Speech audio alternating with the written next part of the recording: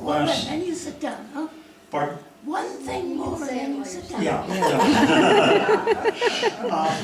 That one there, the blue one, is a mandala, which I did about 10 years ago, and I worked on those.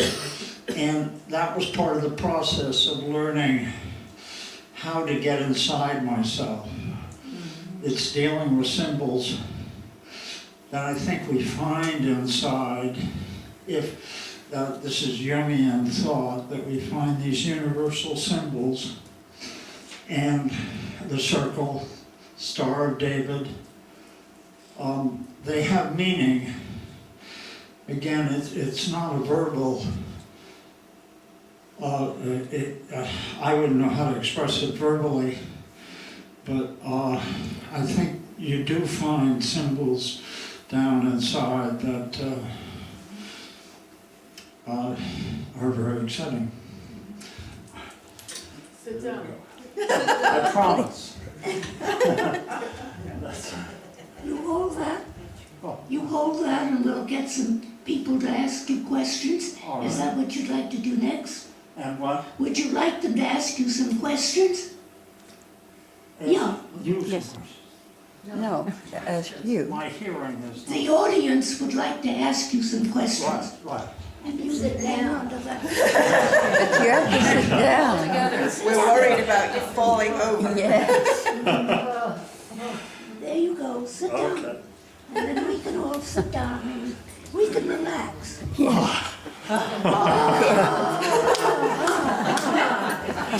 man. Ah, wonderful. Oh, that's wonderful. Now we have one.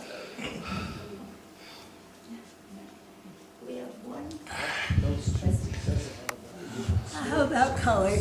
Sometimes you Wait, you have to wait for a mic. Here. They're going to hand different mics to you.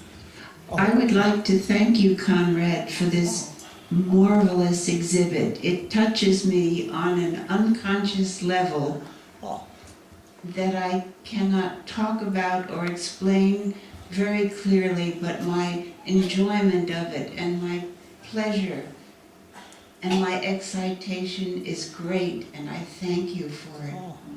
Well, thank you.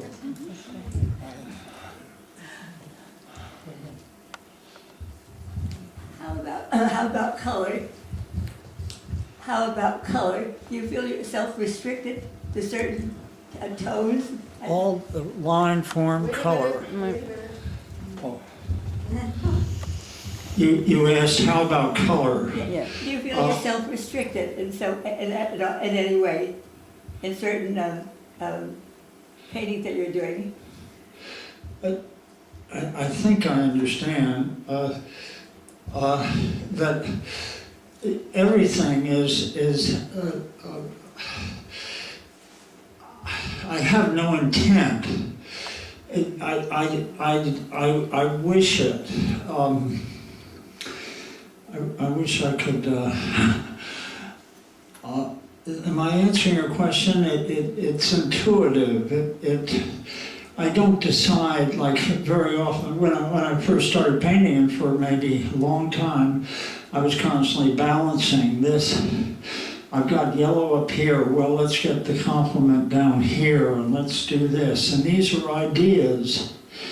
But now, that gets in the way, the idea, and I just want to, I just want to Break loose. just do it. I want to find my intent inside myself and do it without any rationale. You'll get a better recording if you hold the mic a little further from your mouth. You get a pocket in the way of it. So hold it out, Okay. Are you ready? Conrad? I'm not an artist at all whatsoever, but I am intrigued also by your paintings. But they have titles.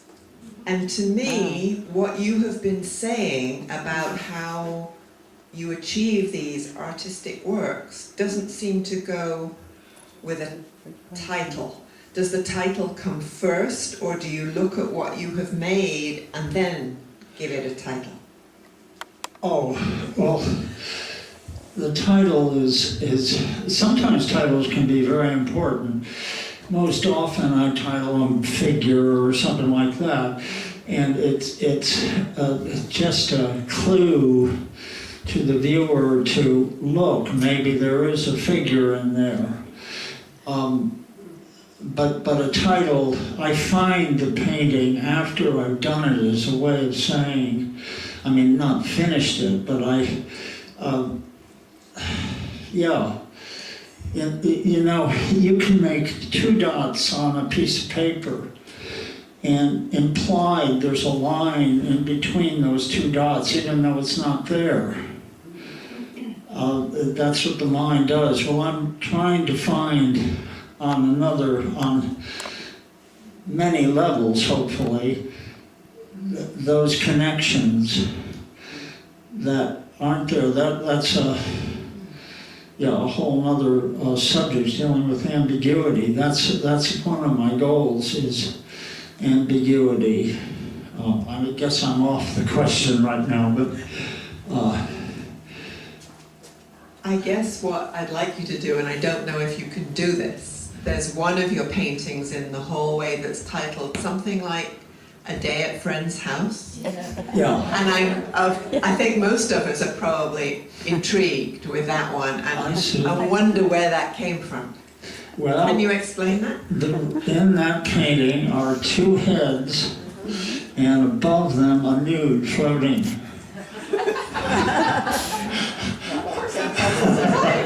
Dad's friend's house? That's what I see. Okay. That's tough to see, guys.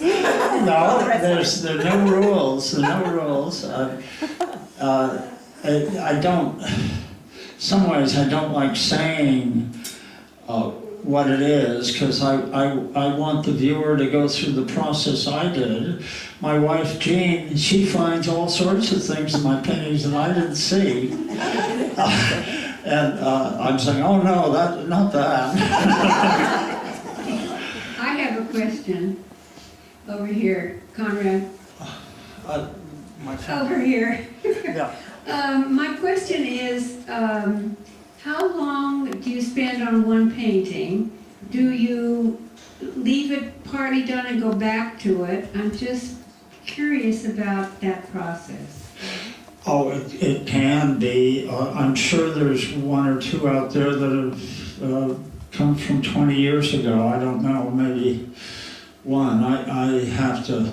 But if you go away from a painting and come back to it any period of time, suddenly you see things that you were with that painting 12 hours a day and you never saw, and you go away and a few months later come back and there's something staring you in the face. Yeah, the question, it is an interesting question, how you determine when a painting is done. And that's one I was thinking about before this meeting. I don't know.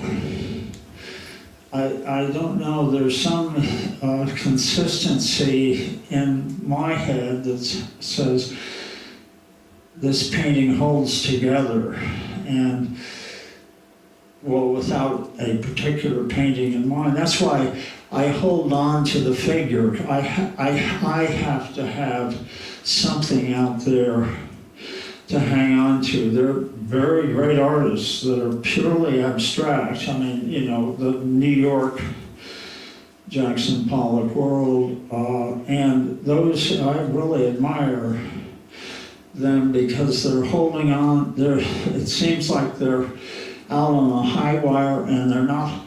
There's no safety net underneath. It's just they're just going for it. Whereas I do hold on to things. I mean, the figure mainly, and there's 1 or 2 landscapes.